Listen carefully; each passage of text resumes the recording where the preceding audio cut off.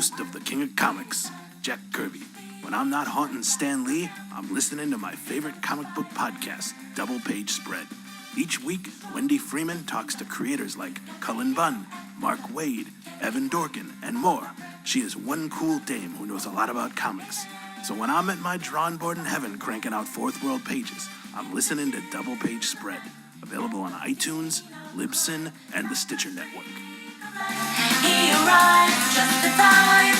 Spider-Man. 1, 2,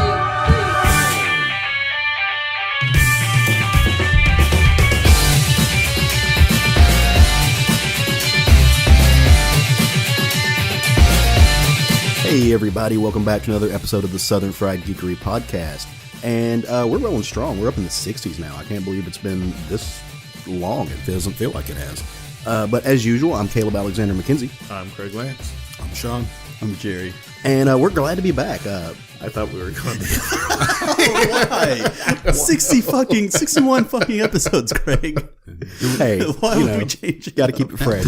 Change up things. So, for those of you who may be new to the show, we're the Southern Fried Geekery Podcast. We talk about comics, manga, anime, just a little bit of everything. Little pop culture stuff. We have fun where you sit around the table every Sunday and bring you this, this joyful podcast that's become a really an important segment of your life. I think. I mean, it has to be. It's almost like a religion now, right? It should be if it's not. Worship at the altar of us. We are gathering on Sunday mornings, yes. It's the most important thing you'll hear all week. Can I get an amen? All right. Well, so this week we've got a fun show for you. I hope you like it. We're going to be talking about some comics. It's our every other week we do a roundtable book followed by 4 of our books that we bring to the table. That is some stuff we're reading, kind of pull it off our stack and check it out. And it's really fun because a lot of times it's not stuff that Jerry might talk about a book. No, Jerry's definitely going to talk about a book I'm not reading. And we just kind of crosstalk a little bit. But before we get into that, Jerry and Craig did something really cool yesterday. What'd you guys do, man?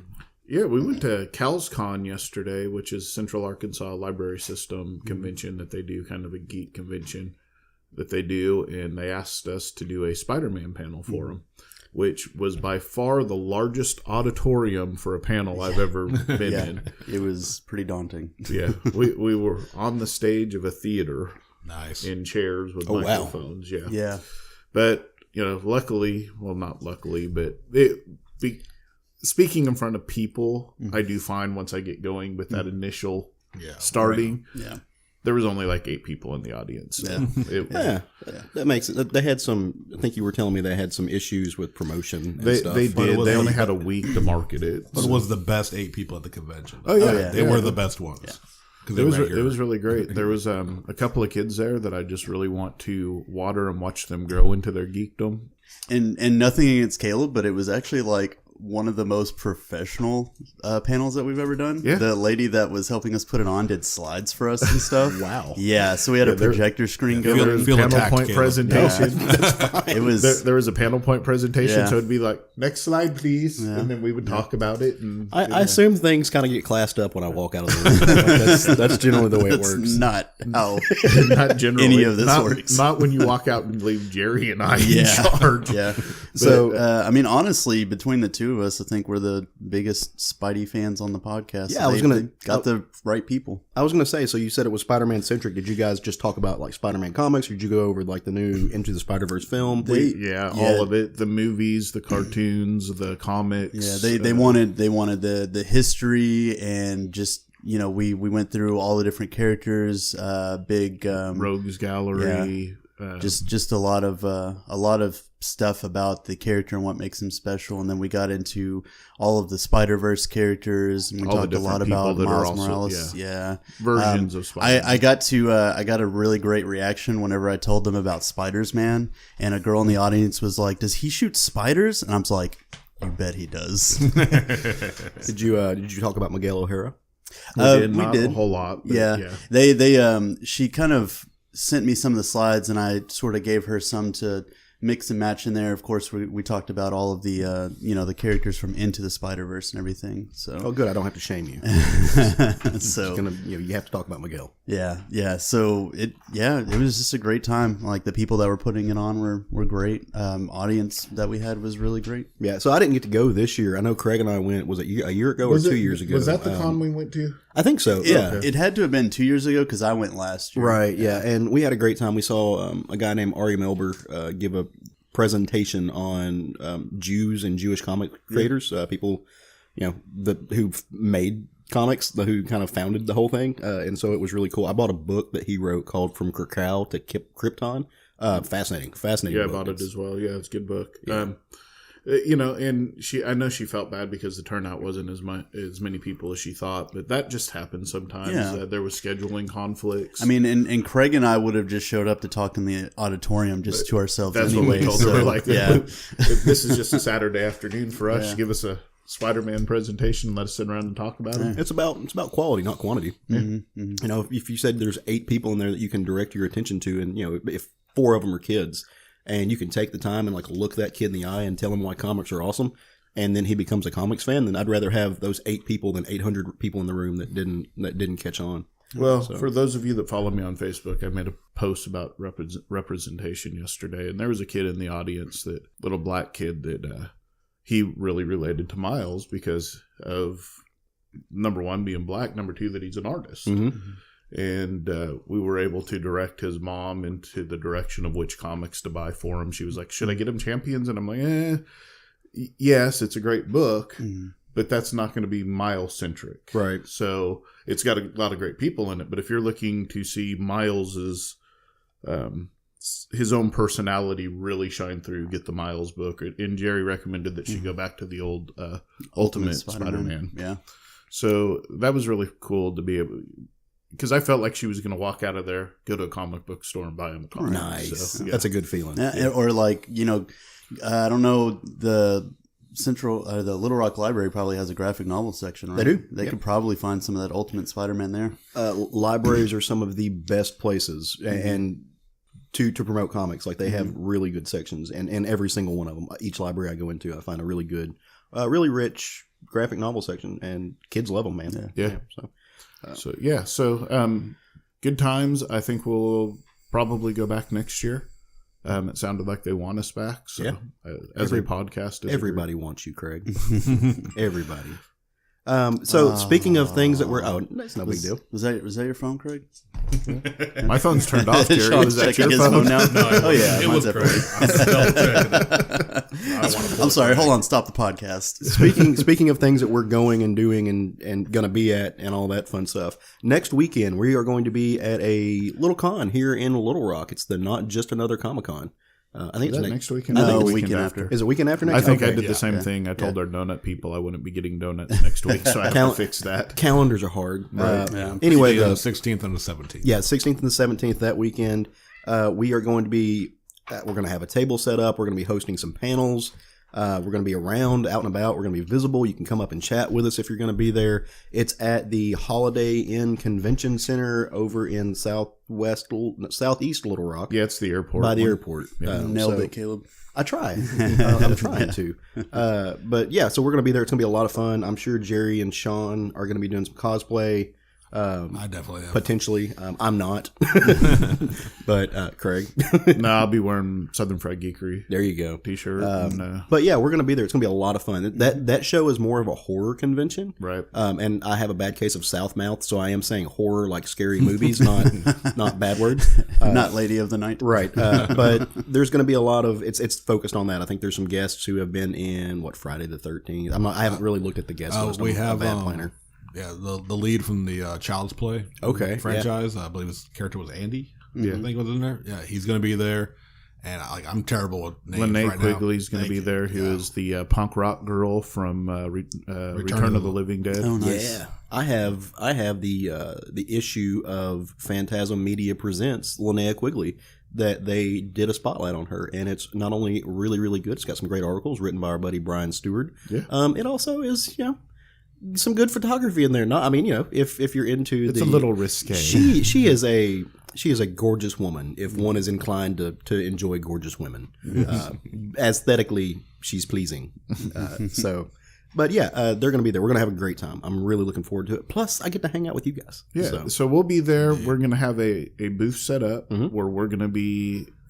One of us will be in the booth the whole time, and it'll probably be a rotating one of us. And then the rest of the time, we're going to be helping our buddy out with what he needs us to do to help run the con. And correct me if I'm wrong, but that's the first convention that SFG has done, right? No, last year. Conway last year. Well, we debuted a panel. Oh yeah, we did. Yeah, and we were given a table. So technically, that was you're absolutely right. Good point. Yeah, fun stuff. And so I'm doing a LGBT representation panel. I think Saturday night. It's going to be later. It's a late panel. I forget what time, like 7 o'clock or something. It's a little bit later in the day. So but if anybody would like to stick around and come to that and have me not talking into an empty room, that would be great. And it's also not lost on me that I'm yes, I am gay, but I'm also a white dude talking about representation. So if you see me beforehand and you're a person who's not a white dude and you want to maybe help me out with that panel, because I spoke to Larry, the guy who's putting on the convention. He's like, yeah, if you want to get somebody else up there, that'd be totally cool. So if you're a woman or an African American or a Latino, a Latinx person, and you want to also talk about representation with comics, get with me in this next week and let's talk. So I would love to have somebody who's not a white dude up there by myself. So talking about representation. So awesome. All right, is that all the bitness? I think so. That was bitness. Yeah, that was a struggle. Nah, it's hard. Nah, no. Struggle is real. All right, you want to talk about comics? Let's talk about comics. Let's do it. All right, so we picked a book to roundtable this week that, number one, it's timely because it is showcasing a film that's about to come out, and number two, it's just a lot of fun. It was a good book. It was a good book. It was surprisingly good. So the book that we decided to roundtable this week is Captain Marvel: Braver and Mightier, and this is a book written by Jody Houser. I'm not really sure, Sean. If you have a problem with the way Caleb just mentioned your name, feel free to come on the show and fight us about it. There you go. The art it is really wonderfully drawn by Simone Buonfantino, and it is colored by Eric. You can pronounce that one, but not the first one. That's way shorter. Hey, no, continue. I want to hear how you pronounce the next one. All right, it is colored by Eric Arciniega, and it is lettered by Travis Lanham. Or Lanham. VC's Travis Lanham. VC, yeah. I've seen that. I guess VC is... He's actually on the book that I'm going to talk about from Is he really? Week. Yeah. I guess VC is it's one of those things they get farmed out to. Yeah, but he does a really good job. Yeah. I've seen that dude around. He's doing a lot of lettering these days. Yeah. So I guess we chose this book again because Captain Marvel's fixing to drop in the theaters from Marvel. It's the next big Marvel movie. We wanted to see if we needed to stab it or crumple it. Well, that's true. So, and we're going to get into that a little bit because there's some drama, quote unquote, around that movie that kind of ties into this comic a little bit. Just when I say it was timely, I enjoyed it quite a bit. So, but just to give you a little understanding of the story that we're going to be about, the story that we're reading. This book opens up with Captain Marvel in the atmosphere. She's floating above the world, and she's talking. She's giving kind of a monologue, and she's saying, "Hey, I know you think that you've gotten the numbers, and I know you probably think you can get through me, and I'm sure you brought enough. Just turn around and go home. Yeah, you should leave." And what she's talking to is a little fleet of alien battleships. Yes, that are floating in the atmosphere. Yeah, they are intimidatingly large. All right. And she is up there by her little lonesome self and just going ahead and letting them know the business. She's letting them know that I ain't no punk. You should stop. And while all this is taking place, she's actually missing an appointment that she's supposed to be having. Down on Earth at a little bitty school, there was I guess kind of a publication event set up. It was a Carol Danvers Day. Yeah, they were doing a Carol Danvers Day. There was a banner. I forgot about that. And so she is supposed to be there, and she's supposed to be doing an interview, doing media, giving an interview to these young kids that are at the school. There's 2 kids who are the reporters and editors of, I guess it's their school newspaper. Yeah, so the main press corps is there, but because it's at this school, they're letting the school newspaper get the first questions, and And the quote-unquote real reporters are upset that the kids are getting the first question. Well, and this is where some of the drama plays in at. The thing that we were talking about that ties into the real world. It got meta as fuck for a second.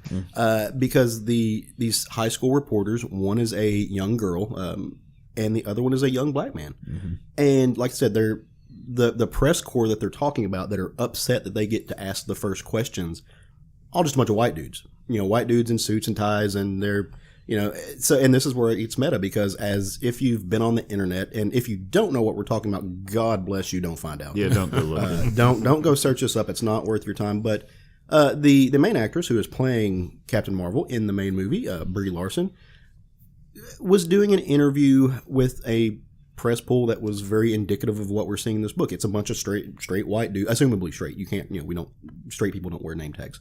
But assumably straight white dudes who are doing. I mean, you can. I'm not saying you can't.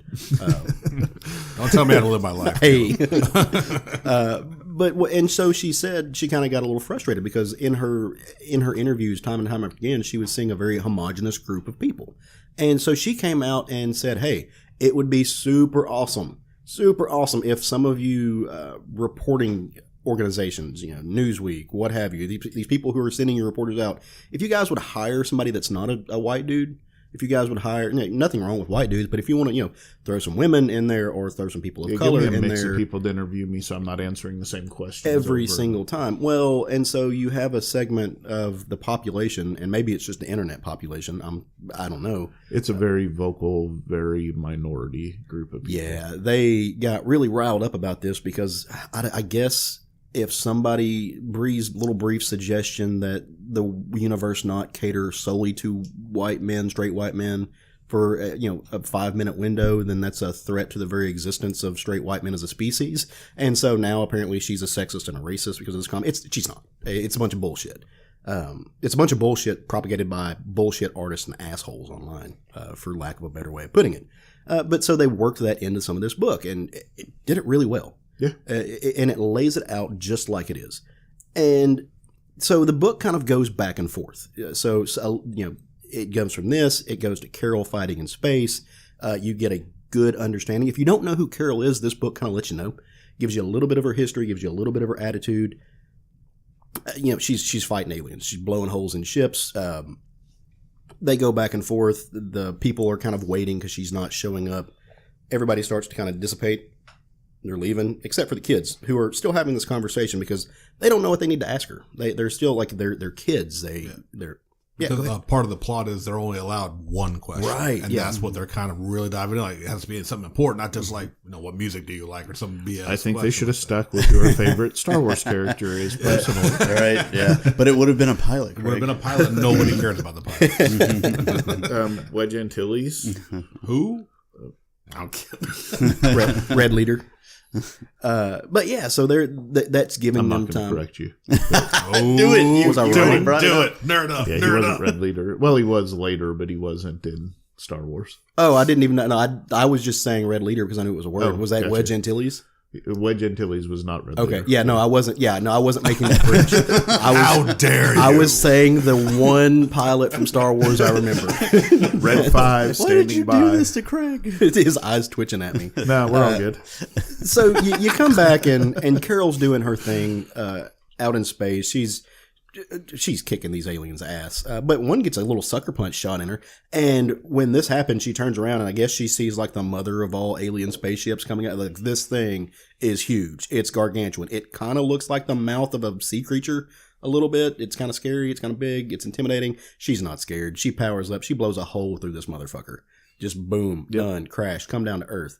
And that's essentially the story. Now she comes back down to where everyone is. And she finds our young reporters, and she, kind of, they don't know she's coming. They kind of tap her on, she taps them on the shoulder, and she's like, hey, and they're like freaking out because, fanboying and fangirling out because holy shit, like I'd do it. Captain Marvel just comes and stands right there, and, mind blown. Well, they tell her, we're only allowed one question. She's like, well, that's bullshit. And she's like, nah, we'll break the rules. It'll be okay. She helps them out a little bit. And they get to ask their question. And what they ask is, and I should say, I'll cut in a spoiler warning before this, but spoilers is on the shelf. I mean, comic episode is all spoilers, people, all the time. What they come back and say is, is there, if you could go back in time, if you could time travel, what advice would you get? Would you do anything different? What advice would you give yourselves? And keeping in mind, in this world, that's not a question that's out of the realm of possibilities. Yeah. Like, she's time traveled before. Yeah, that's in fact what she says. Yeah, First of all, I'm addresses sick that. of time travel. Yeah, never a good idea. and hey, Carol, so are we. and except in maybe Umbrella Academy time travel, every time I see it, I've rolled my eyes. I just don't like it. But she's like, I would tell myself that you're okay, that you're right. We're kind of right about what? You're right about everything. Be yourself. Don't let other people intimidate you. You are strong. You are mighty. It's a very empowering moment. And it's great to see that. And it's not just like she's talking to, it's not singling out a demographic to empower. And this is also, I think, a thing that's important. She's not saying to just young women, you're right, you can be empowered. She's talking to a boy and a girl. She's saying it to the world in general. Exactly. Just to people as they're growing up, as you're in your formative founding years. You can be who you want to be. Don't let folks push you around. Well, what I love about this is actually something I say quite often is live without regrets. Because if you like who you are today, if you're living with regrets, that means you would want to go back and change something if you could. And if you were to do that, that would change who you are today. Right. So you can't live in the past, live for today. Be proud of who you are, and your past makes you who you are today. And that's essentially the message of this book. Right. And when she's delivering that speech to the kids about, how your past molds you to who you are, it's a beautiful single page of just her through the years of going from Ms. Marvel to Captain Marvel. And I love... That's probably my favorite part of the entire book was that montage shot. Well, they gave me her favorite costume in a book. The Warbird? Right. The one of the black with the lightning bolt on Yeah, it. the Warbird outfit, yeah. But it was also Miss Marvel for a while. That was the one she wore then, too. But my favorite costume of hers. A side note, she should have also made sure to let them know not to let Rogue hug them for too long. Kind of omitted that part. But I digress. They did a great job of kind of giving you... So I think that's like planting a seed. So if you're reading this book and you're not familiar with Captain Marvel, you're going to look at those outfits and, especially if you're looking at binary, like, what's happening? Right. What is this hair? Why is she red? What's going on? But it gives you just enough context to know that, hey, you might see something like this in the upcoming film. But you can go look this up. And, we all carry the internet, the entire conglomeration of the human experience in our pockets now. So it's not hard for people to do that. Well, when you say it like that, oh, dude, yeah, no, we have more about the computer internet, power. yeah. We have more computing power in our hands than they had to land the first. That's like the cat from Men in Black with the little galaxies. And stuff. Oh no, dude, I said it the other day. We literally carry weapons of mass destruction in our back pockets these days.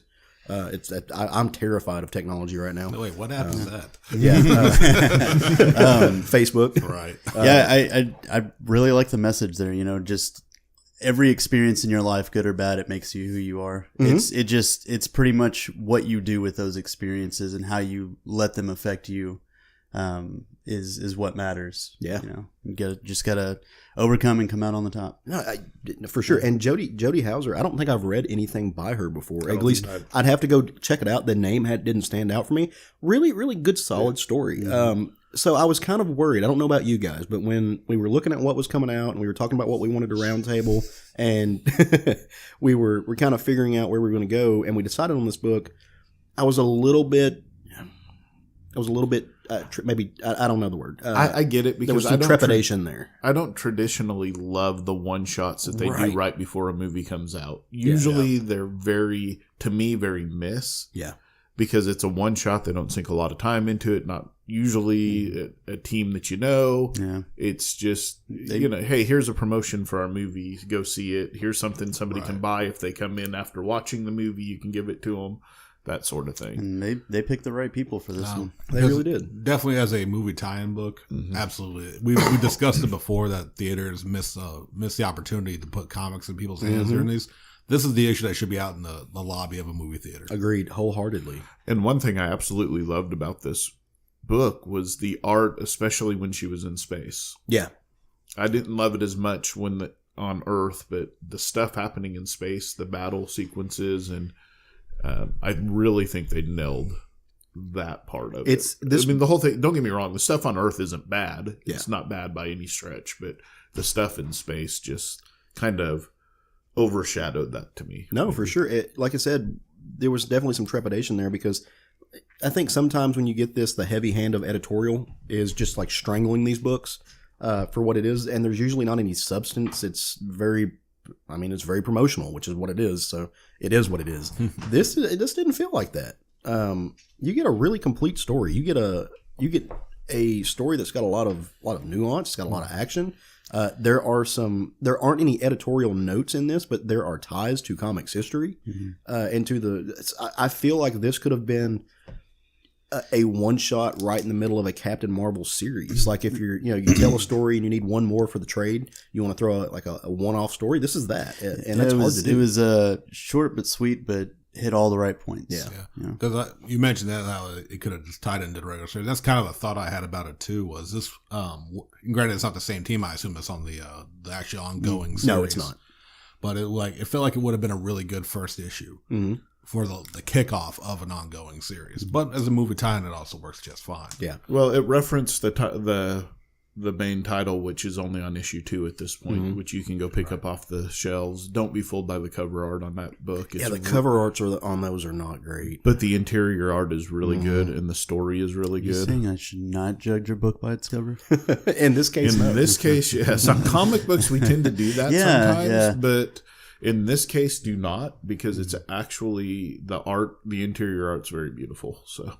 Let's talk about that for a second, though, because that is one thing lately. It's one thing that in the past 5 years I've noticed it a lot more. I really miss the days when the exterior art, it doesn't necessarily have to be done by the interior artist. I miss the days when comic book covers, at least your main cover, would give you an idea of what A, you were going to find inside stylistically, and B, had something to do with the story. Because you're getting that more and more where it's the covers they're just not. So Walking Dead was really bad about that, right? Yeah. And still is. The covers very rarely match what's happening in the story. And I used to read the letters, back matter at the back of the Walking Dead, and somebody asked that. Well, it was asked quite a few times, and Robert Kirkman's answer was, well, when we plot out these stories, we plot out the artwork for the cover and it's supposed to match, but sometimes the story takes a turn and we have to do something different than what we had planned out. Yeah. So that I understand in a long running series that sometimes that could happen, but anymore it happens more often than not that it's just some random, hey, draw me Conan, and I'm going to slap it on the front of the Conan book. What gets me more often than that, because that obviously a misleading cover could really disappoint you when you read. But even when the cover matches, what I hate is this and it's all obviously taste and personal preference. When you have an amazing cover, like a beautifully drawn cover, and the interiors are just subpar in comparison. Not necessarily bad art, but like you see that cover, okay, like She-Hulk had a huge problem with the last solo run of hers because those covers to me. Where there's beautiful covers and the insides were just subpar to that. And this kind of killed my interest in reading it. It may have been a well-written story, although I heard it really wasn't that great. But I don't like it when there's like beautiful cover art and then the interiors don't match.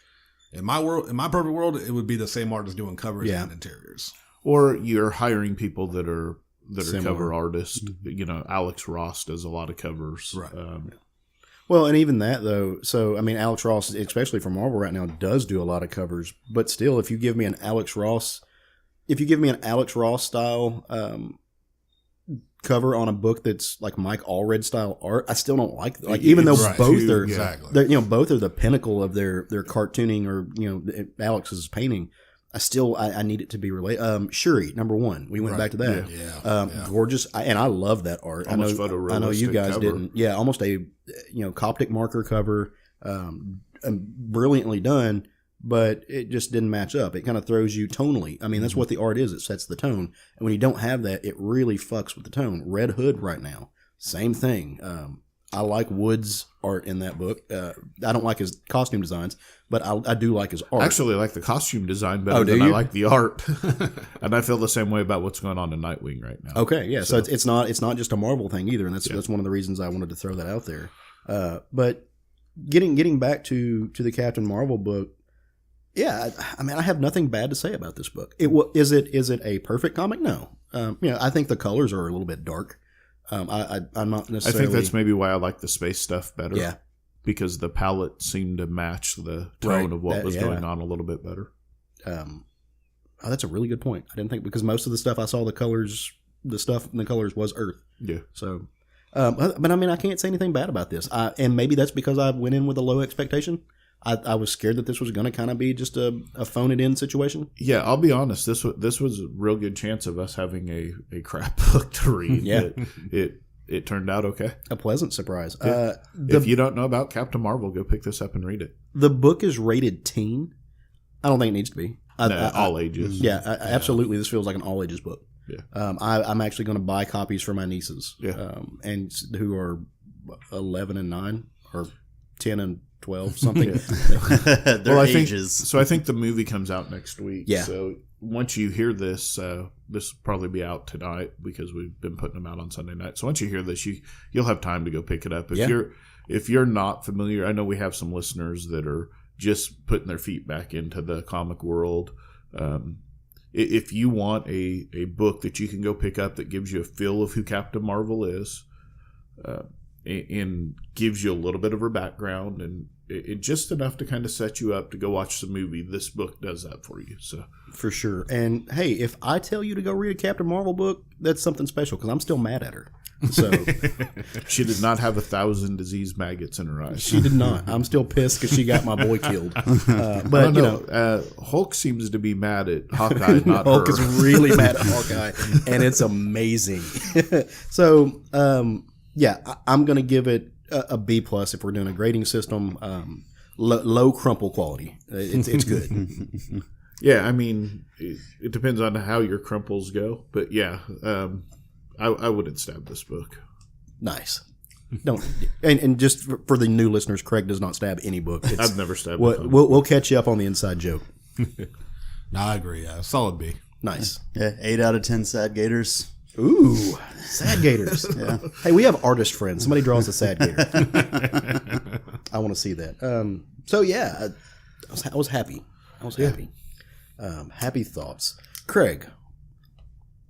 What did you read this week? That's my name. So yeah, I'm kind of breaking our rules that we set because we talked about the book that we're going to read doesn't have the next issue on the shelf yet. This book that I'm going to talk about, the second issue just came out this week, so I'm going to talk about it, pretend it hasn't come out yet. But I'm going to talk about Savage Sword of Conan #1. Of course, it's Marvel.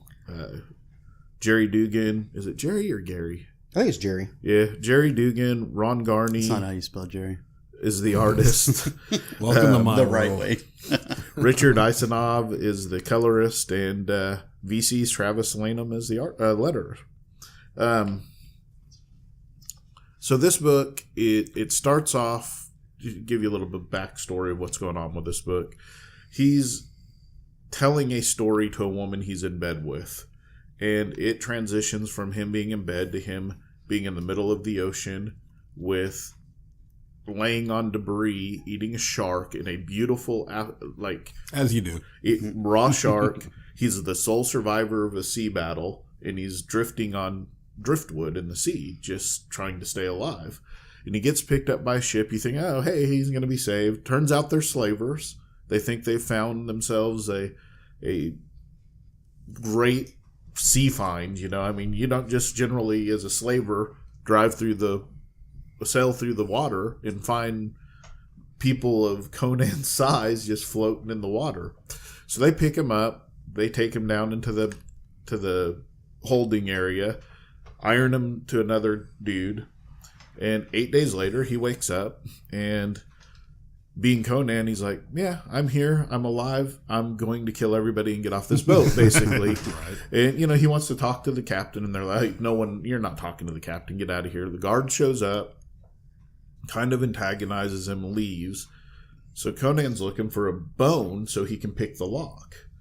And the guard comes back a little bit later with their next meal or whatever. And Conan throws his bowl and hits the guard so hard that it knocks him kind of dizzy. And then, of course, he jumps on him and he's like, where are your keys? And the guard's like, I don't have keys. And Conan's like, wrong. And rips his finger off, pulls the bone out of his finger, and uses it to pick the lock. Oh boy. As you do. Yeah. So then, being Conan, he goes through this ship and destroys everybody. Tells the guy, I need that sword, and takes it from him and proceeds to kill him with it. And just destroys the ship, destroys the crew. Goes in, he finds the captain sleeping in the captain's quarters. And he goes to kill the captain. He's like, wait, something's wrong. That smells weird. And he punctures the captain's throat, and like this hissing comes out. Oh. And he's just like a shell of the body. God, if I had a quarter for every time that happened. The actual captain is a sea creature called I think it's a serpent man or something like that. If you're a D&D person, it looks a lot like a naga. Yeah. So he's fighting this thing, and of course it's Conan. He destroys it, and he gets the treasure that's on the ship. He finds their treasure chest, jumps overboard. The guy that he was ironed to in the hold actually is with him and having a hard time struggling. Conan's like, here, hold my treasure, don't drop it. He carries the guy and the treasure and swims all the way to shore. Another successful adventure. This poor bastard was not meant to. He was not meant for this world. Yeah, this guy, he was gonna get himself as part of the crew because he was gonna take care of Conan and bring him back to health. Well, Conan destroyed that plan for him. Anyway, so Conan gets back, they get to shore. After a minute, he opens the treasure and it's full of sand. And he's like, well, this is bullshit. This isn't what I wanted. Oh. And as he's pouring it out, he gets, what's referred to as like the third eye. And they actually draw it on him where he can see things. And he sees a treasure map laid out for him, first of all, so where he can find an actual treasure. Mm-hmm. And then he sees his future kind of plotted out for him. And it kind of ends on them going off to go start his future. This book, absolutely amazing art in it. I want to own some of the pages in this book. It was so beautifully done. The color palette fits the tone of this book perfectly. Just no complaints in the art department at all on this or in the story. No. If you've listened to us, seen us in person, or listened to Caleb and I talk, we're both like really all over the Conan the Barbarian story. We're loving it. To me, this is actually a better Conan story, which I know Caleb doesn't agree with me, but this is everything I want in Conan. It's raw, it's vulgar, he's ruthless, he's powerful, he's stuck, and it's that whole mentality that you're locked in here with me. I'm not locked in here with you. He knows that he's like that for the whole world for Conan, pretty much, and he's got that mentality. Whatever's going to go on, he's going to overcome it. He's going to take it, and he's going to be king. And he's got that drive. To me, it's just everything I want in a Conan book. Yeah, the violence is there that you want. The cover was Alex Ross, but it matched the interiors well. I didn't have a problem with the two different artists on this one because the interiors were so beautiful. I mean, the very first page you open up, well, the second page is a splash page, and it's of him in the ocean floating on the debris, the shark, and then it ends with a beautiful splash page too. Yeah, it's a gorgeous book. So I want to, before you go on, the whole me not agreeing with you about it's better. It doesn't matter. It's 1A, 1B, either way. Yeah, art is subjective, and I think that's why we try to use things like when we talk about books, or when we talk about like where we put them at. We don't use the word best. Like we try to use favorite. Yeah. Because it's subjective. So like all that matters for you, for anybody listening to this show, for me, for Sean, for Jerry, is that it's an amazing book for you. Yeah. And at the end of the day, that's all that. I mean, we can talk quality. I didn't mean to imply that you don't like this book, because you definitely like this. Oh, for sure. Yeah. No, you just like the other one a little better. Yeah. Whereas I definitely like the other one. I like this one a little better. But to me, it's like 1A, 1B. Yeah. There's not a marginable difference between the two. I'm definitely on this book until the end of it. I didn't know that There won't be an end. Yeah, I didn't know that Jerry Dugan could do Conan this well, but yeah, I'm loving it, and he's really shown me as a writer over the past. I mean, because my main experience with him leading up to the past year was Deadpool. Yeah. And now all of a sudden he's doing all these serious tone books, and I'm like, wow, dude, I'm loving what you're putting down. You know. Do you think that one of these books is going to be like end up tying into the Savage Avengers, or do you think it's going to be its own contained thing? I've wondered about that. Yeah. I personally think that they're both going to be their own thing, and you're just they're gonna bring Conan in for a little bit into Savage Avengers, Yeah. and then that'll be that. Yeah, I think that's right. I think you'll see Conan come into the Marvel mainstream world. I don't think you'll see the Marvel mainstream world come into Conan. Yeah. But I also thought that Conan thing was just going to be kind of a one-shot, Yeah. one-issue thing, and I'm completely wrong. See, I thought that I read that it was them coming into Iberia. It may be. So, So No, I believe I read a synopsis on it saying that Conan was chasing a pendant that put him through a portal into the modern era for gotcha. Savage Avengers. I mean, there's both of these books, both of the Conan books have given a finite point to the books. Mm-hmm. This one starts off with him. The last page of this book is him seeing his future and where it ends. Nowhere does it see him going and becoming an Avenger. yeah.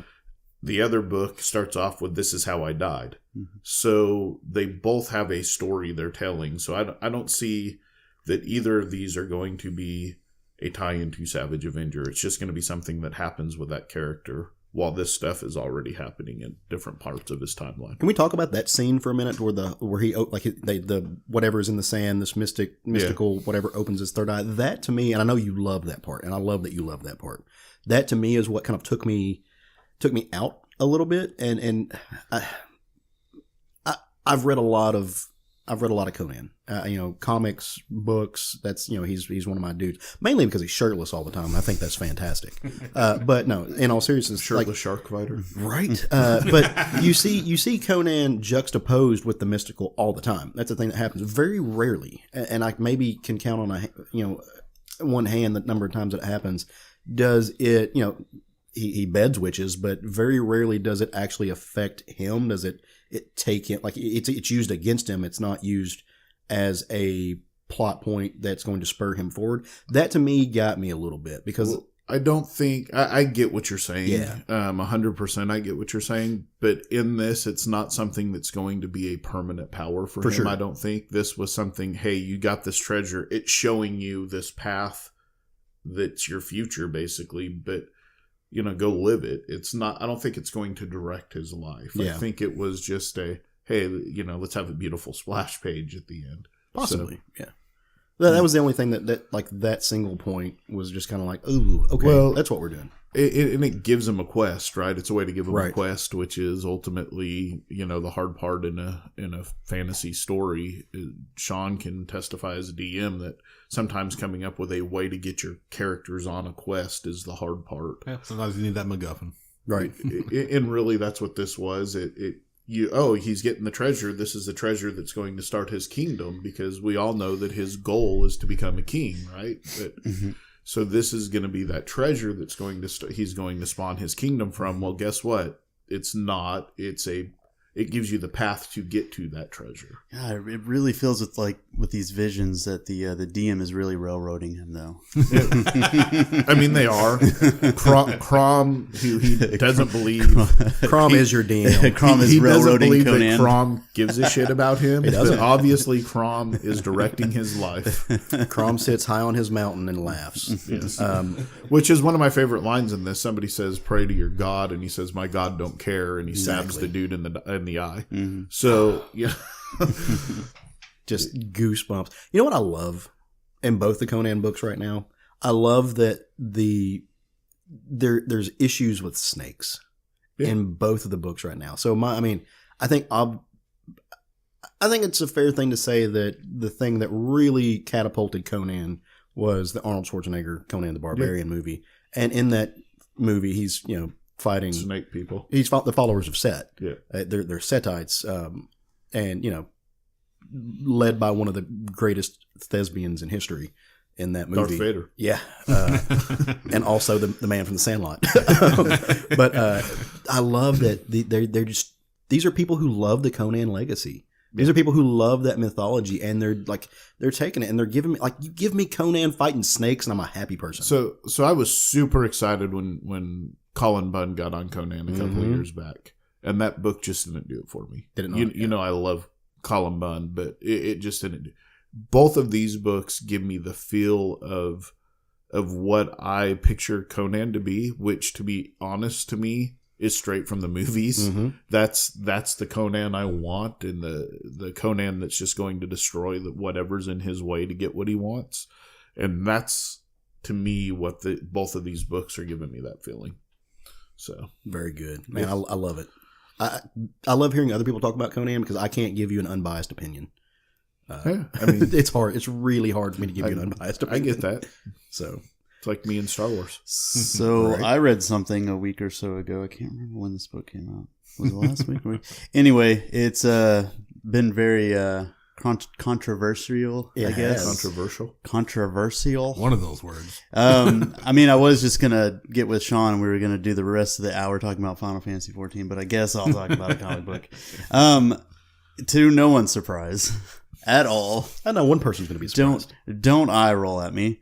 Venom number 11. Oh God, another Venom book. Yes. But I couldn't not talk about it with everything that's been going on. I know I kind of mentioned it last week with everything that's is happening with Donny Cates and stuff online.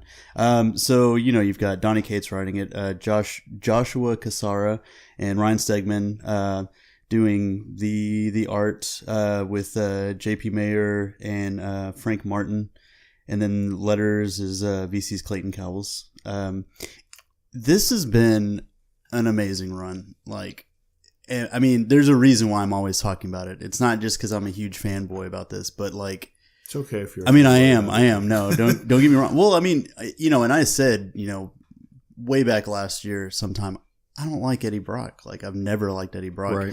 Right. Flash Thompson was my Venom, and I decided to hop on this book just because, Donny Cates he did that great Thanos run that I really enjoyed. And I was like, yeah, let's see what he does with Venom. And he has done so much with this character. The previous run of him was, kind of he was still kind of almost a joke character and getting beat up occasionally. And then he had this kind of buddy cop relationship with the symbiote. In this series, we've seen a lot of tragedy and a lot of, more or less abuse. And you don't really delve into it until the second storyline started up. Now, there is a lot of hints of Null, the space god that created the symbiotes, being in his symbiote at this point, but we find out after this storyline started that it's been affecting his memories, and he went back to the West Coast to get with his father and maybe reconcile something or find out why the symbiote took him there whenever he was just nearly dead and it was just falling off of his emotions and everything. Whenever he gets there, he finds this other kid that his dad has, and his dad and him get into an argument, and he has troubles controlling the symbiote and ends up, storming off and running away. And then this kid, I think his name is Dylan, ends up finding him, and he's got a black eye and stuff. And, you could tell that he doesn't really have a great life, as well.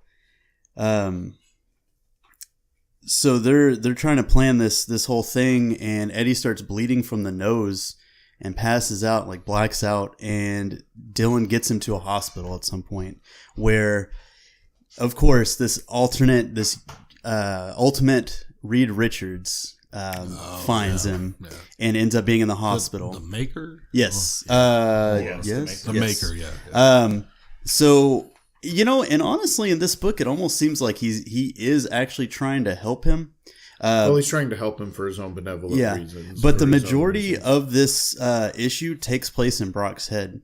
He mentions at one point to his dad whenever he's confronting him about his sister and everything. And the dad says, like, what are you talking about? This first dream is him and his sister in a waiting room in a hospital. And, everything is like, just gross and, just sort of decimated looking in this hospital. And they walk in and it's basically nightmare. Like if you can imagine the scene from I Killed Giants, every time she thinks about her mother and like this thing that's going on, they go into this hospital room and it's supposed to be their uncle that's like withering away from cancer.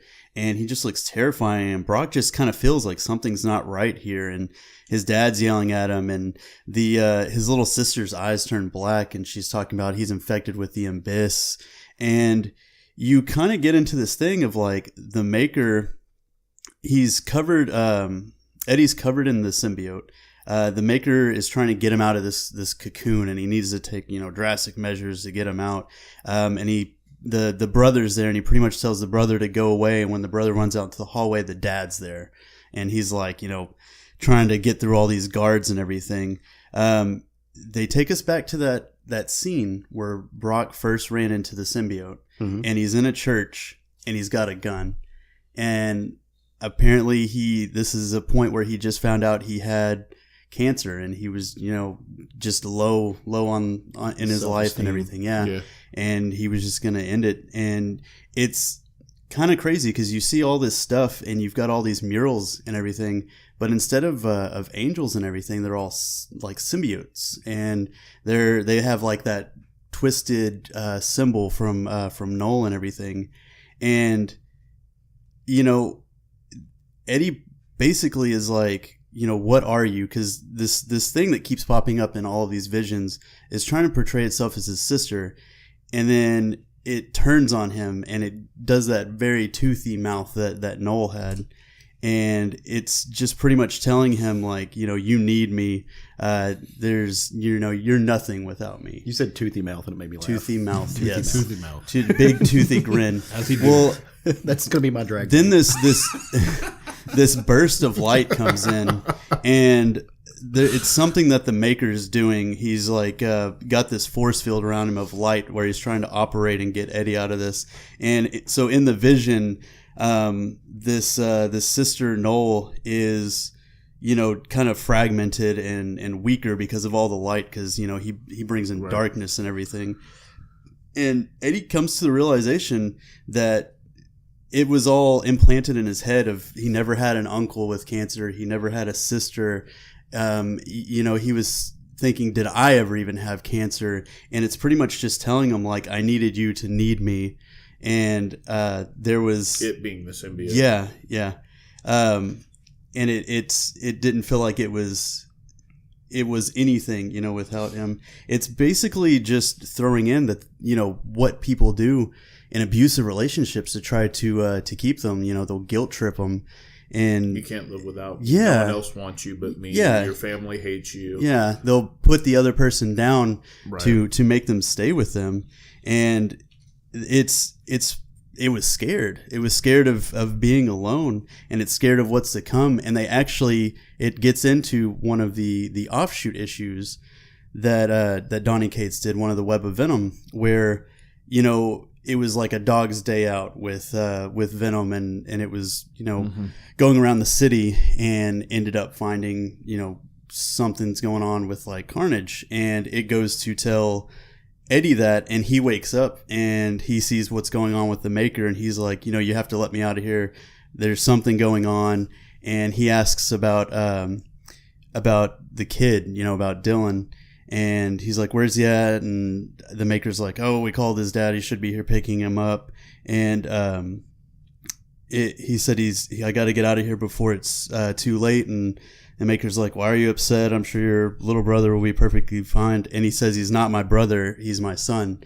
And the last image that you get looks like a supply closet where Dylan's like cowering and you see the shadow of his dad.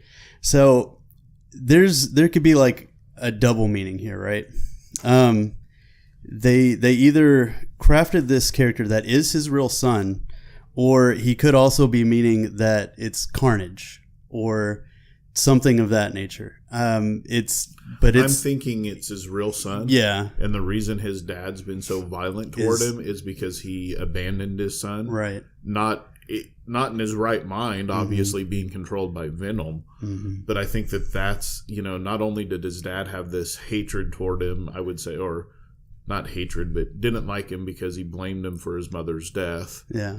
But now you have the fact that his father's having to raise his Eddie's son. Yeah. Because Eddie's not there for his son. And they also had where they talked about previously of another reason why his dad's so mad at him is because, Eddie, whenever he was, I don't know, probably in his 20s or so, was, party dude and everything, and actually hit and killed a kid. And his dad, they were a prominent family, and they were really rich, so he paid off everyone to make sure no repercussions would happen to Eddie and nothing would happen to their name, and he lost everything in this battle. And Eddie was like, he was, trying to take, claim to that, like, I did something wrong, I need to pay for it. And his dad tried to take that, it's not going to ruin the Brock name. Yeah.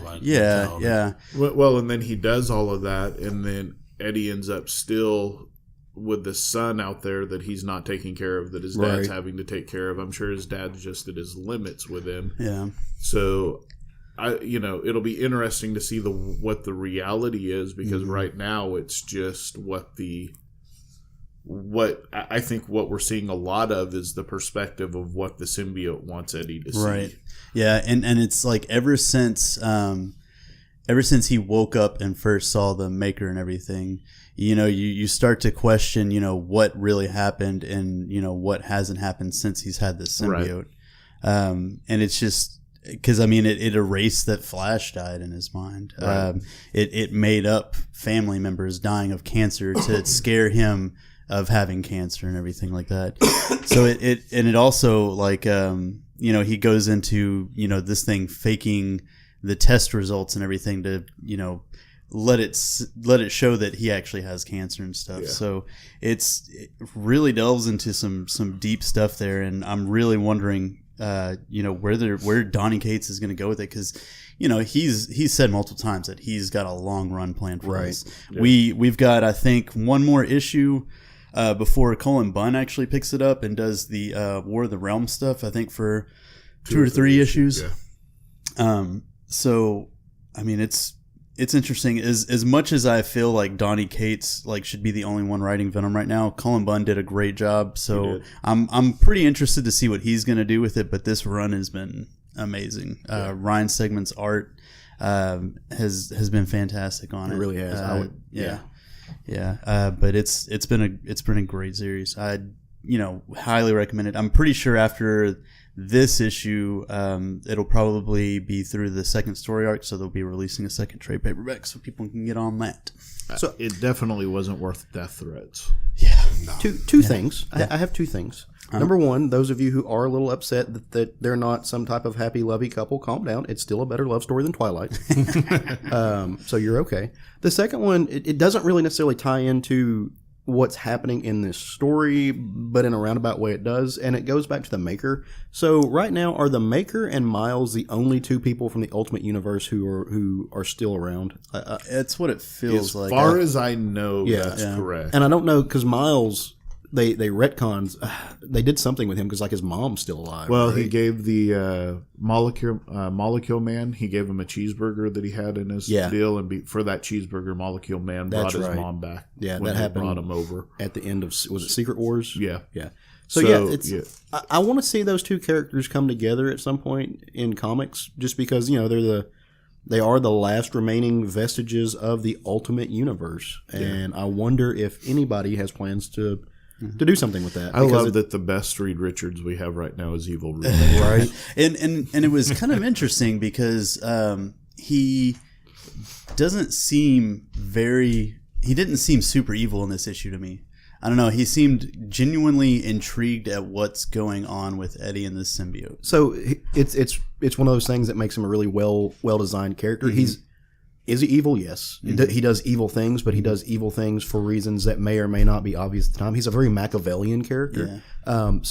And by that, I mean, he's going to do the right thing for him regardless. For him, the ends justify the means. Yeah. And so he may think he's doing the right thing despite whatever else anybody else thinks. Mm-hmm. He doesn't care if he causes death and destruction around the world to do that. He's the natural conclusion of what Reed Richards would become without Sue Richards. He's a very amoral character, and by that, like, he does not consider morality or ethics. He considers what's going to get him what he needs. Yeah, I mean, and Donny Cates has him making some big moves. Because after the last time we saw him, he was staring at a bunch of screens from several events that happened and trying to figure out, what his next move was going to be. So Donny Cates is an okay writer. Yeah, he may make it in this game. Yeah, he may have a future. We're going to keep him around for a little bit. Yeah. Hey, Sean. Hey, Caleb. How you doing, buddy? Sleepy. You're pretty. Did you read anything this week? I did read something this week. Will you tell me about it? Yeah. It came out last week. It is actually Teen Titans number 27 from DC Comics and break up some of this Marvel. Marvel going on here. This is from writer Adam Glass. Artist is Bernard Chang. Inks is from Cam Smith. Colors is Marcelo Madlo.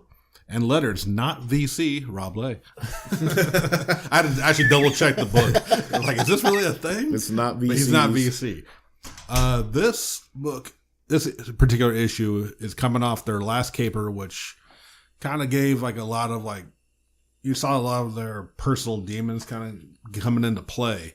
And this one is really just addressing it. It's a dialogue heavy driven book, but I think they're all interesting characters. This is probably, other than of course the classic core Teen Titans, this has been one of my favorite teams. Yeah. Variations that they've done, especially here lately. But it opens up with Robin recovering from an ass kicking that Red Hood gave him. Damn right. Which was still one of my favorite moments in all of Teen Titans. Still not a fan of Damien. With Jin consoling him. And it cuts back and forth between all the team members. Red Arrow is helping Crush kind of deal with some of her rage. When they have obviously, she's Crush. She gets mad about things often. And we know there's always a thing with her dad. We haven't really gotten too much into it yet. Lobo. Her dad Lobo. Sorry, For those who may not know, her father. She is the daughter of Lobo, and she's not sure who her mother is because she was adopted. Which we got into the origin. I think I covered the issue when we actually discussed her origin. But Red Arrow takes her to some help, and I'm going to kind of go over this because, like I said, it's heavy dialogue. I'm not going to read you the entire book, right? But Red Arrow admits that she also has rage issues with her assassin mother relationship and all that, and they discovered there's a pigeon coop actually in the place where they're all kind of their headquarters is. So she's kind of showing Crush like, hey, this helps me, maybe it'll help you. Crush has her doubts. We cut then to Kid Flash is gone to dinner with at Roundhouse's home, which Roundhouse, with the overly protective and mother who's just all up into his business. He's like very, very much a helicopter parent. Very much, and he's just like giving the warnings, like if it's too salty, don't say that. If you don't like it, eat it anyway. And it's a very funny scene. If everyone's ever had like an overbearing parent or someone in their life, you can kind of relate to it. And it also kind of touches a little bit. They bring up his sister again, which is something as funny and goofy as Roundhouse is, you always see that's when he kind of gets quiet. Mm-hmm. And they don't really address it right away. But they kind of mention the mother again, and he's just like, okay, yeah, mother brings up his sister, and he's just kind of kills the mood of the dinner they're having. Then cuts to Jin, where her trying to make Robin feel better because he's just really angry at like Red Hood and what all's been kind of going on in the Bat family. And Jin, this is when we actually get Jin's past. And without, like I said, going into too much detail, she had a brother. This is like hundreds of years ago, who also was a magic Jin, a magic genie. And even though they were powerful, as genies are, they're slaves because they're always whatever their masters give them. Right. With her brother Aidener, they actually managed to get free. They destroyed their masters and are just free, and that's how they wanted to live. On a mission where they were going to get a stone of power, things go bad, very bad, between her and her brother. Like I said, we're not trying. This is an issue that needs to be read. I have a question. What did you say her brother's name was? I did not. I thought you said his name was Aiden. I thought that was funny. Oh, Sorry. that no. she was aiding her brother. Oh, okay. Yeah, that was my You bring it fault. up, and I did not write the note down. But since you asked, this is why I bring the book with me regardless. His name was Elias. Okay, yeah. No, the reason I thought that was funny is Adam Glass's son is named Aiden. So okay. Yeah. Her brother's name is Elias. But he turns evil, shit goes down, and she is, this is where they bring the ring that she had given Robin before. She said she doesn't trust anyone with this ring, but it allows her to unleash her full power. And she ends up being forced to kill children. Ooh. She goes Order 44? Yes, absolutely. She kills the younglings. And that's been her greatest shame, and a big reason why she doesn't. It's Order 66. I let it slide. You didn't need to. Thank you, Craig. I let it slide. I was hoping you were going to say it. Dumbass.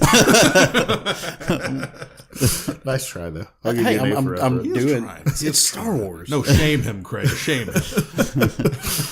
Don't shame our Caleb. Look, No, it's all good. I know enough about Star Wars to just understand Captain Kirk. That's about it. We That's all you need to know. The Enterprise wins it all. Anyway, so she's forced to kill children. She's forced to kill children, and it was by the ring that will fully command her. So she kind of gives her pass, saying, like, hey, I got my demons too with a fucked up family. And so then Damien, of course, is like, oh, I have some children I need you to kill. Right. Which is probably coming down the line. We cut back really quick to Kid Flash around house. Kid Flash is heading out. And he's like, hey, dinner was, your mom's kind of crazy, but nice. And he goes, yeah. And he mentioned, this is where we get a little bit more in Roundhouse Pass. We find out that the accident, which we still haven't seen, that gave him his powers, killed his sister. So he's living with that guilt. Ooh. He doesn't understand why he survived. He gets to be on a cool team with a cool suit. Yeah. But his sister, yeah. So he's going with that. Then it cuts right back to Robin and Jin. Robin kind of feeling better and looks like he's kind of having a moment with Jin. If y'all haven't read this book, Jin is, even though she's hundreds and hundreds of years old, she looks like she's the same age as Robin. Right. And they're moving in for a kiss. And something I did not know about bat technology, why they have the white eyes on their masks. So apparently it's a computer screen, like a la Iron Man's face display, because he gets a warning about Deathstroke, which is going to tie in apparently to a crossover series that's coming in the next issues. Terminus, I think. Terminus Agenda. Yeah. So that's how the book ends. It's like we're leading to Deathstroke, which is actually probably going to be one of the few crossover books I actually buy both things of. Yeah, when Deathstroke's getting involved in Teen Titans. Absolutely. Yeah. So Deathstroke. all right. So like I said, this whole book was basically kind of showing the human insecurities and issues that super beings can still deal with. Right. And I thought it was a fantastic book. Well done. Like, I've read stories like it before and it doesn't always work for me because sometimes you just don't want to hear about the human side. You just want your fantasy escapism. But these characters all have like legit issues. Right. Oh, I'm sorry. I glossed over it. After the pigeon coop thing with Crush, we do see that she goes back into her room while she's raided, and she doesn't just want to find Lobo and have him own up to being her father. She wants to kill Lobo. That was awesome. I think everybody does. But like specifically, it's not just I want to get my dad, maybe punch him. She wants to fucking murder her father. So that she's also dealing with that. And it's still Almost kind forgot of about like that. unconfirmed if it's her dad now, right? It's No, that's confirmed. I'm pretty sure. Well, I mean, you never know. Yeah, but yeah. she, I mean, yeah. I know in I think her. what's unconfirmed is that Her Harley's mother. her mom. That's true. That's the big lingering question. I bought that. Who's her mom? Harley. There is a Lobo and Harley hooked up in a Harley book. There is a Harley's Little Black Book issue 6 where her and Lobo Caleb's went on a like- space adventure, and they definitely hooked up. I bought the issue just in case. and I could see that Harley would be like, nope, not raising some space kids, some space daddy. But it's kid. also kind of that thing of like she came from a space pod, like Superman. I mean, I guess they could have They were in pawned the kid space. off on somebody, and then that person was like, They "Hell, were hell on- no!" they They were were on in another space. planet. Yeah, Yeah. So I can see. We don't know. Yeah. It could turn out. It could always be false flagging, but I wouldn't be mad. I'll be honest. I wouldn't be love mad. comics. I like how the cover, kind of Oh, does the yes. interior justice. Oh yeah, and I could be wrong, but I believe it's the same artist who did the cover as well as the interiors. The cover is great because it's all of them with tape over their mouths, holding up their insecurities and their issues. Crush says damage, Kid Flash says insecure, Jen says not so innocent, Robin says liar, Red Hood doesn't need a hug, and Roundhouse has an arrow pointing to Robin saying I'm with stupid. because Roundhouse.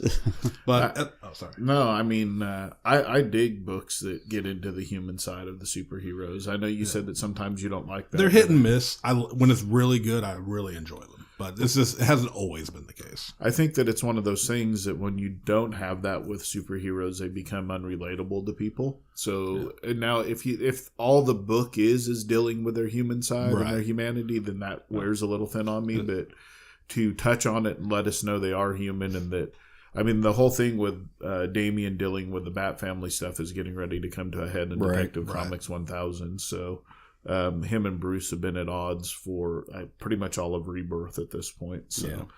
And just kind of clarify a little more into that, is especially with team books, when they start getting into their personal issues, all that leads into typically is, the team's fighting, so-and-so's going to quit the team, the bullshit I usually hate. I do understand that. These are just people, and honestly, like, other than the other teams coming to help them, they were just dealing with it on their own, which is very realistic. Well, I'm wondering if they're going to tie back into the first story arc of this run when the Teen Titans, which at that point was a different group of people, or mostly a different group of it was. I mean, it was at the beginning it was a completely different team, because this new team was like a semi reboot kind of thing, because Robin is like, fuck it all, I'm making my own damn team. Right. And so they fought the Ra's al Ghul people, the children that Rosh Ra's.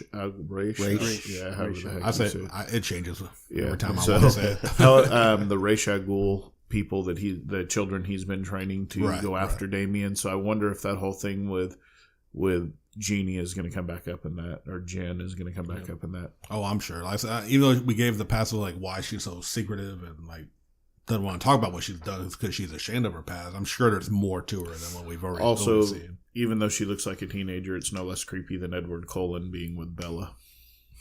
Right. Or Shazam. Doing Shazam things. Because he's actually a kid. Yeah. Right. So I love this is a title I'm not reading, but I love how much they are fleshing out this new character. What's his name? The blue guy. The Roundhouse. Roundhouse. Yeah. I love that they're actually giving pun kind of intended. They're putting some meat on this character's bones. Right. I mean, he's a chunky character, but also, I mean, like, they're fleshing out who he is. For sure. They don't do that a lot. A lot of times you get these new characters in these type of books and they're kind of throwaway. And that's, I mean, I think we thought that they were going to do that with him. In one of the first issues, they launched him into space. They thought he was dead. Yeah, I mean, but we thought we killed him within 2 or 3 issues of his debut. But now they're coming back and they're giving him some gravitas a little bit. They're giving him a personality and a history. And it's just really fun. Yeah, and it's good. And like, without saying it, at least I've interpreted it this way, and I feel like it's their intention, is that he is, like I said, he's in a group of people that are super attractive, built people, and he is the token fat kid who's also got tragedy in his life, and that's why he's also the goof. He's a silly one. You know, hide your pain through comedy. You know, a lot of people can understand that, and at least that's how I interpret it. Might be reading it myself a little. No, I know. I think you're. No, dude, I think you're absolutely right. He's becoming like. I'll be honest. Yeah, when I first saw him, I thought, okay, he's a cool looking character. I like his power, but he's just going to be the Chris Farley. He's just the fat silly guy. But they are adding layers to him, and I'm really enjoying it. Yeah, I like it. Man. So, this is, like I said, we're 27 issues in. Technically, I would say we're 11 issues into the new team. Even if you didn't want to get on the start of it, find the trade of when this new team started. I would wholeheartedly recommend jumping on this. So is Adam Glass writing? Has he been writing it since the new team? Do you know that? I believe it's been the same one. I could be mistaken. I don't know. Yeah. I'll be honest. Unless I'm doing research for the reviews of it, I don't pay a wholehearted lot of attention to a lot of the crew. I'm a bad comic book reader that way. you like the meat of the story, man. A lot of people. Absolutely. I mean, a lot of people don't care. I would say the majority of comics readers don't necessarily care who's on the letters page. Right. So, hey, speaking of letter pages, we didn't mention it, but back in the Captain Marvel book, did you guys notice there were 2 letters pages? I did not. Yeah, there's like on the first page you open up and it's got the full cast, kit, and caboodle, and then you turn the page, it's got it printed again. That was weird. I did not notice that. Yeah. Okay. It was interesting. Well, I guess that means it's my turn. I'm sorry, Caleb. That's all the time we have. We're out of time. You kind of angered Craig twice about Star Wars. I think you lost that privilege. That's fair. That's, honestly, like, I can't argue with that. What are you talking about? So, are any of you guys reading the Wildstorm? God, I No, wish from the nope. stuff that you've been posting about it. I started really on it, and it was one of those books that when it first started, I was so far behind on reading that it fell to the bottom of my pile for too long. And then when I finally got to it, I had like 8 issues, and I'm like, I just am not sinking the time into this. Okay, I wish I had, though. Well, and that's fair. So the book I'm talking about this week is The Wildstorm number 20. And I do want to say I love this book. It's my favorite sci-fi book on the shelf right now. But it has taken a long time to finally get some traction. Like, it's Warren Ellis, and he's an amazing writer, so he can write paint drying, and it's going to be worth reading. It hasn't been that bad, but it's taken him a long time to get where he's going. But he's finally starting to get there. And the reason I was asking if you had read The Wildstorm, or if you had gone back to the 90s and read his Authority stuff and the Stormwatch stuff, that's just to give a little backstory to the story. That's what this is. This is playing off of that world, but it is published by DC, but is not in the DC proper. It features some characters that you know before, but they're not the same characters. This is taking place in a different universe.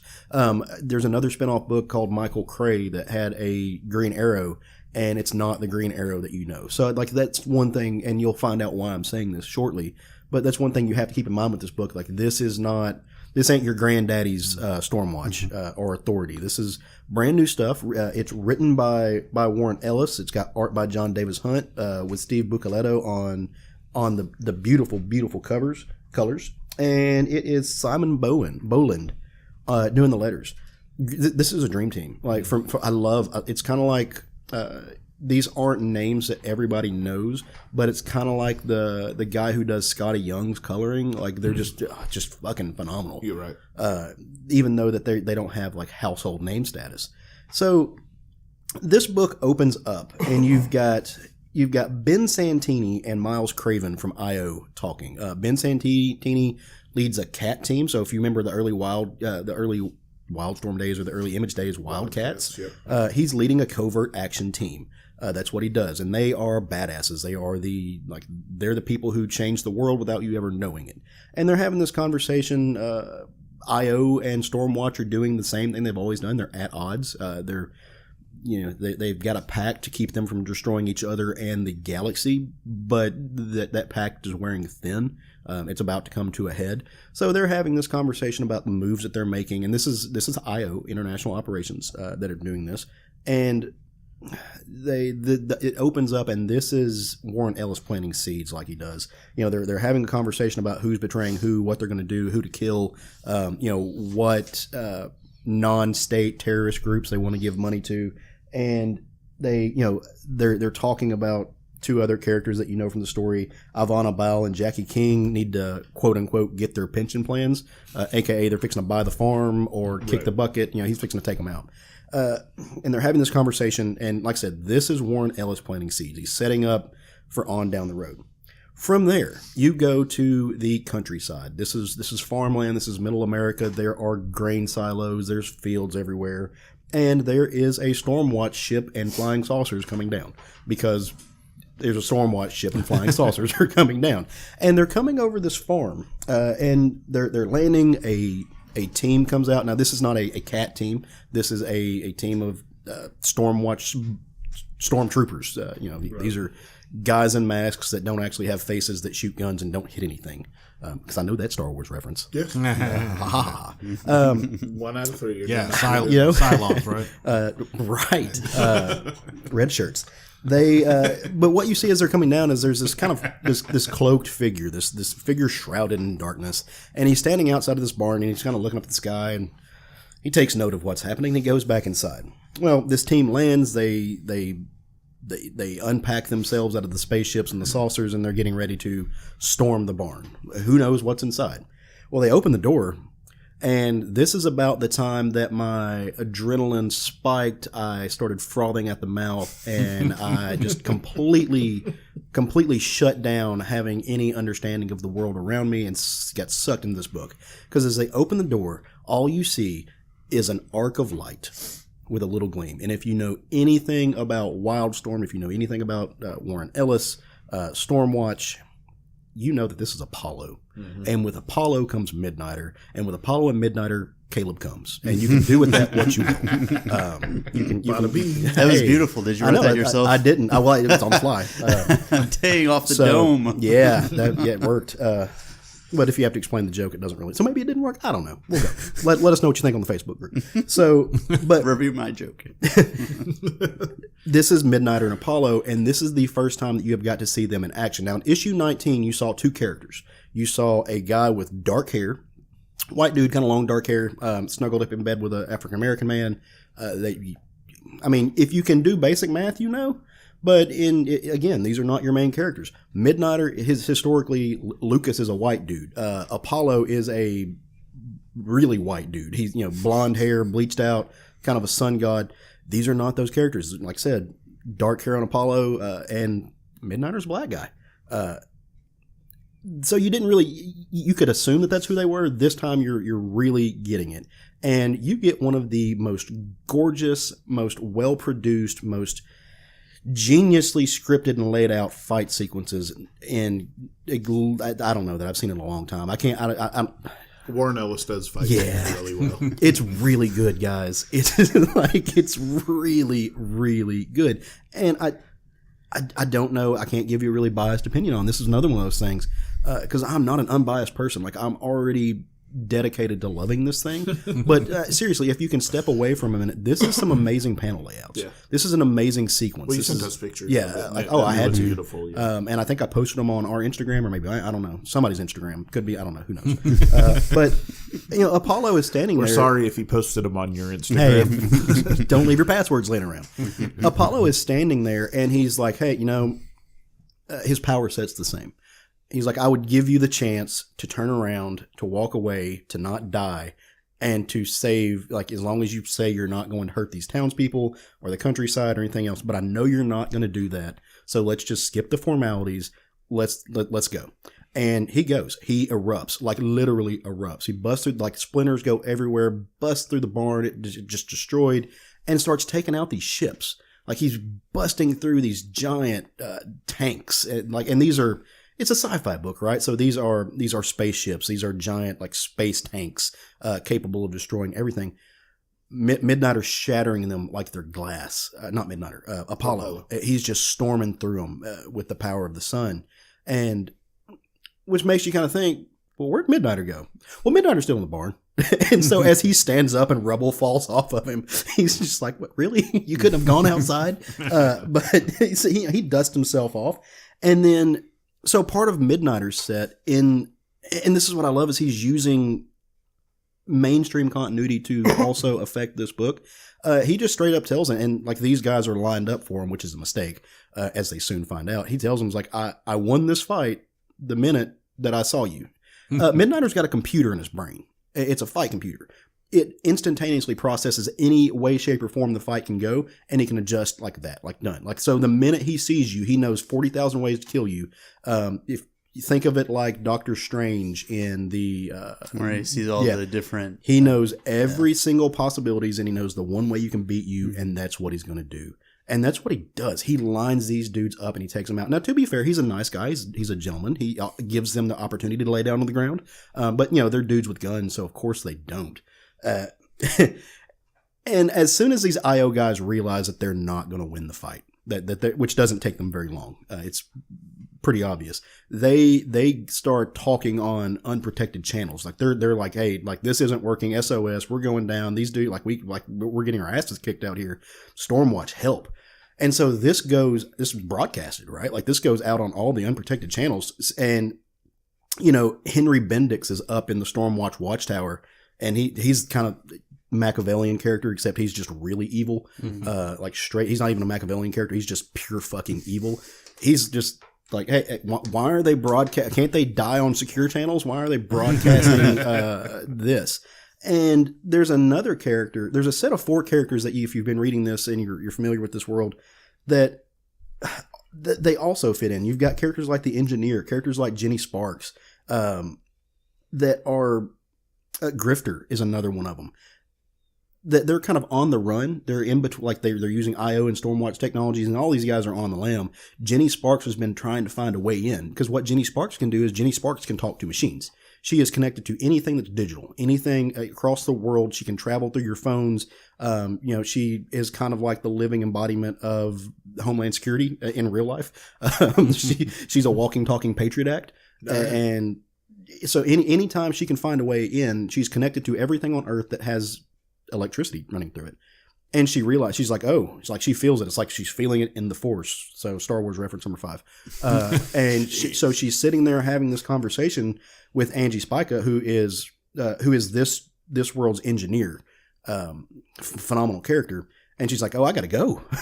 And so she just disappears, and like the cell phone she's holding just drops.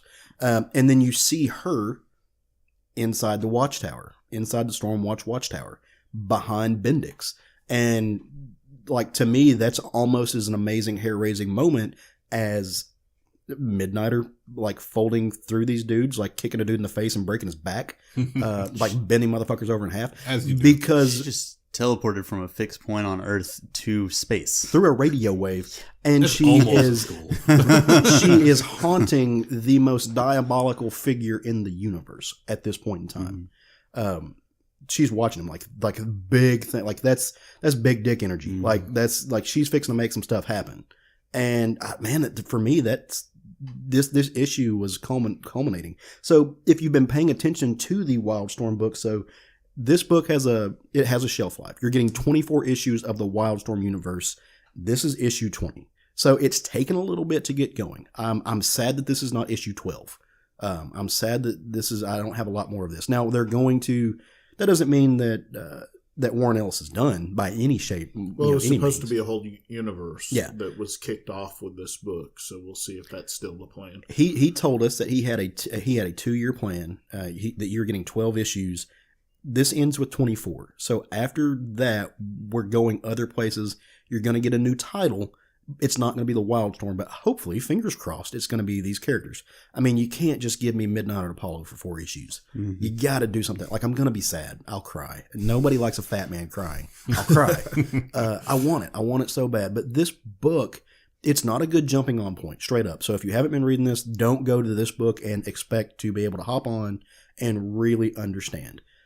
Go back a few issues. It's well worth it. It's confusing. This is a dense book. There's a lot happening throughout this book, throughout the 20 issues. Like, it's a book that I have to read a few times to really like unravel the thread, and it's very Hickman-esque. So I have to go back and kind of review what I've read before each month when it comes out. But it's just unbelievable. Well, I mean, Warren Ellis does that too, right? We always say Hickman, but Warren Ellis, when he's on the top of his game, he's writing some really dense material as well. And you know what I love about Warren Ellis? He does this thing that you rarely see. He lets his artists tell the story. He really does. You get a 4-page sequence in this book with 0 word balloons, no dialogue, pure action, and it is a detailed, in-depth story. Granted, it's a fight scene, so it's just a lot of ass kicking from Midnight and Apollo, but there's a lot happening in those, and it is emotive, it is expressive, it is not just simplistic. There is in fact an Easter egg in this. There is a plot point, right, told without words, and that is because he trusts he trusts John David Hunt to be the writer with his pictures, and to be a storyteller. And that's what good comic artists are. Right. They are storytellers. This is a visual medium. This is the exposition that you get in prose shown through pictures. And Warren Ellis, the gods have blessed this man. His god is not Crom. His god cares. Has blessed this man. I don't believe he believes in it. No, I don't. Well, no, Warren Ellis is a witch, straight up, and I don't mean that in any type of derogatory. No, that dude casts spells. He's a fucking wizard. He's a wizard, Harry. It's crazy. He's one of the best in the game. I mean, he does that really well. Cemetery Road is another one that he's working on right now that I think the last issue comes out this week. And it was a 5-issue miniseries with maybe enough dialogue for a half of a book. Yeah. Throughout the entire the 5 issues. So yeah, he does fight scenes. Obviously he's relaying that information to his artist very it's in the well, script. what he's wanting. and then allows them to tell it in the way they choose to tell it. It's phenomenal. Yeah. The dude is a master. Yeah. I mean, Alan Moore might be arguably the best comic book story inventor and writer in comics. I don't think there's anybody who can script like Warren Ellis. That dude's a fucking beast. I mean, he's certainly in the top 5 in my opinion. So. It's Amazing writer. so good. If all you've ever read is his planetary stuff, you're missing out on so much. Yeah. So much. I mean, isn't he Transmetropolitan? I love to say that's probably Transmet. the biggest thing of what he's written that I've read for sure. Yeah. But that's my book, guys. Yeah, That's what I got. Sounds amazing. I wish I'd stuck on it, but again, it was just one of those books way back when I was so bogged under other books, and I'm like, I'm not jumping on another book right now. Honestly, at this point, because even folks at home, if you haven't been reading this, take a pause for the cause. Like, go get a trade if you want to. Right. Sandbag on it a little bit. Hopefully, DC will make the right move and give you a full collected edition hardcover. That would be nice. Spend the money on it. Get you a good weekend. Cup of coffee, nice bottle of booze, bottle of water, whatever, what have you. Snuggle up with a puppy and read this book when it comes out in its entirety. Well worth it. You won't be disappointed. And if you are, you can come tell me about it, and we'll talk about it. So, For sure. Well, do we want to start wrapping this thing up? Yeah. Kind of move along a little bit. Get ahead of ourselves. Yeah, we're gonna get ahead of ourselves a little bit. Before we do that, though, I just want to remind you guys again: the 16th and 17th. We are going to be at Not Just Another Comic-Con. And I know I said that at the beginning of the show. I'm going to say it again because I want you to be there. I want you to come see us. We really appreciate it. The week after that, I'm going to be in Chicago at C2E2. Same thing. If you've listened to this show and you're from another state, we're going to be there with a lot of we've got a lot of people on our Facebook group that are going to be up there. And we're going to try to get together, and it's going to be a great time. I look forward to seeing you all there. And I appreciate you guys coming to hang out with us. I really do. So I just wanted to throw that out there one more time because we want to see you guys. We want to build a community. It's what we do. I think we're going to have 2 special issue episodes in a row this month because you're going to be gone 2 weekends in a row. Yeah. Out of state. So we're going to try and put together some special issue or episode stuff that some interviews we have in the can, things like that. So magic. Yeah. Expect some fun stuff. We're going to record from the convention on the one in 2 weeks. So faux show. Yeah, Can be a good time. yeah. All right. Well, let's get ahead of ourselves a little bit, like Craig wants us to. So the book I want to tell you about this week and tell you to get out to your local comic shop. Oh, and I'm getting ahead of myself by getting ahead of myself. If you don't know what getting ahead of yourself is, every Wednesday is New Comic Book Day. That's when the industry puts out the week's new books. And that's when you get to go to your local comic shop, or if you read digitally, you can buy them off Comixology. Get them the way you want to. Don't care how you get them as long as you pay it. As long as you get them legally, because we want this industry to keep kicking ass, because it is. So the book that I want you to go pick up this week comes from Dynamite. No, I'm wrong. Bad me. It comes from Dark Horse. And the book is called Astro Hustle #1. It is a Tom Riley book, the regular cover by Tom Riley book. It is written by Jai Nitz, and it's done by Tom Riley. And this is kind of I don't know how to put it. The main character, Chin, he's not like the rest of his family. He's kind of a black sheep. He gets put into cryostasis for a couple of decades. And that's because he's a cosmic criminal. So, and that's really all you need to know to get you hooked. But he wakes up to realize his brother is kind of a bigwig in the universe. And so he starts causing problems. And he's a hustler. He's doing what he does. He's playing the game. The cover looks amazing. It's got a very 80s vibe to it. I can't wait. Yeah. Checking this book out. Hell yeah. Book I'm looking for the next week is Unnatural #8. This is going to be the conclusion to the second to last story arc, right before we get into the final issues. They're going to be diving into the mythology that Leslie's been learning about over the course, that why she's special, why her hair was born blue. So I think we're going to get a lot of answers before we just come to the final issues. So I'm looking forward to that. I knew I had like a 50% chance or 50-50 shot that Caleb was going to talk about this book, and I'm really happy he didn't because I'm kind of excited about it. Ronin Island #1 comes out next week, and it's Greg Pak and Giannis Milo No Giannis. I hope I said that right. If you have a problem with the way Jerry just said your name, feel free to come on the show and fight him. Beat him up. But no, I'm pretty stoked. It's coming from Boom Studios. After a mysterious attack wipes out the major cities of 19th century Japan, Korea, and China, survivors from all three lands find refuge on a hidden island and build a new society. Hana, the orphaned daughter of Korean peasants, and Kenichi, son of a great samurai leader, have little in common except for a mutual disdain for the other. But these young warriors will have to work together when an army invades the island with shocking news. There is a new shogun, and the island is expected to pay fealty in exchange for protection from a new enemy, a mutated horde that threatens to wipe out all of humanity. Yeah, I mean, it just sounds awesome. Bum, bum, yeah, bum. yeah, and just having like the three cultures from Asia in there. I look forward to seeing how they incorporate all those into each other. Right. You've definitely had plenty of movies that had like your samurai and your Chinese kung fu artists or swordsmen kind of having to team up together, and you just can't really go wrong with like mixing different genres and stuff like that. It sounds very almost Seven Samurai-esque, how they're going to have to protect their island from these invaders and stuff. And I am here for it. Greg Pak has done some great work in the past. Still need to pick up Mech Cadet at some point. Yes, you do. But yeah, that's what I'm on next week. I think that was one of the books that I pointed out in one of my previews. Little video things. Ronin Island? Yeah, I believe so. I can't wait. Dude, Greg Pak's a rock star. Yes. Yeah, so my book is going to be, probably to the surprise of no one, from Marvel, Star Wars Vader Dark Visions. Oh. And it's Dennis Hopeless, Paolo Vianetti, and Greg Smallwood, who's one of my favorite newer artists coming up. His stuff on Midnighter. Ooh. Yeah. In some parts of the galaxy, even the worst villain can be a hero. And that's kind of the premise of this. So Okay. see where the cover has Vader in a full samurai outfit with his lightsaber riding a horse. Oh, the Death Dealer. Yeah. It's a Death Dealer homage. Very similar to that, but yeah.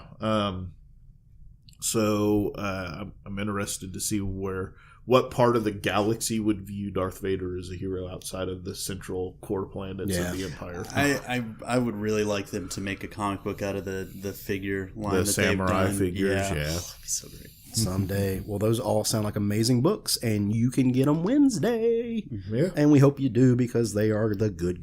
They're awesome. Well, are we ready to bring this thing home, guys? Yes, sir. All right. Well, I could keep going for hours. I love this. This is my favorite part of the week. Because I have a hole in my floor at home and can't go there.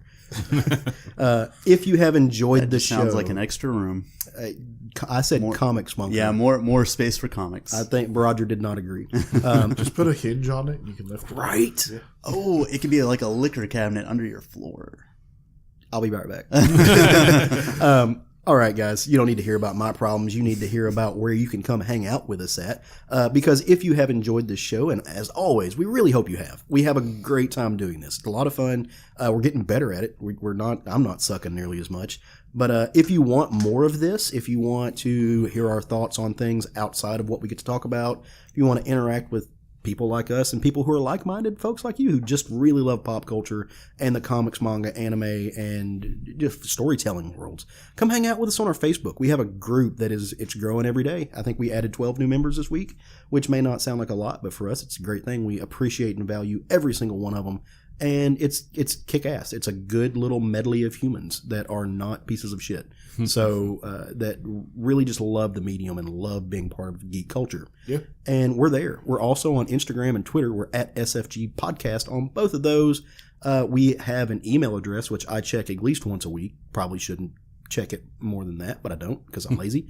We are southernfriedgeekery@gmail.com. And if you have questions, comments, and concerns, you can shoot me an email, and I will take those into consideration, and we'll see what we can do to answer those questions, address those comments, and maybe alleviate some of those concerns.